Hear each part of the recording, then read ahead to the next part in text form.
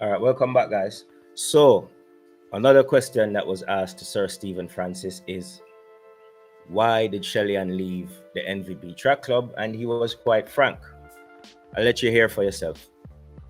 Well, there are a number of issues you made in that statement. There was at least one inaccuracy.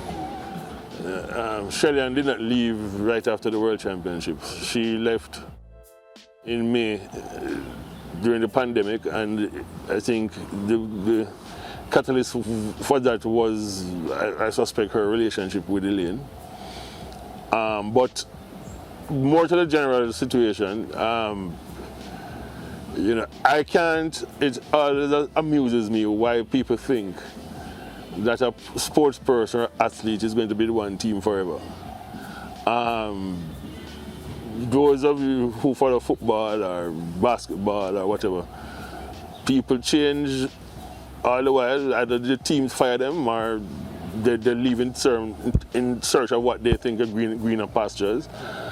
And I assume that the same thing is going to happen here. I mean, we have had well over 20 individuals who have had medals, and the reason why we have had so much is that people vacate in search of what they think is greener pastures, and other people come forward. And I think the same will happen here.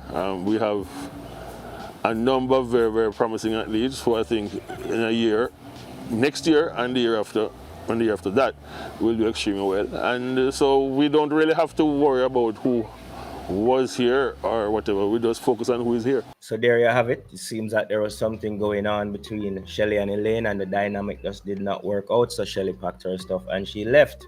All right. Nothing more to it. All right.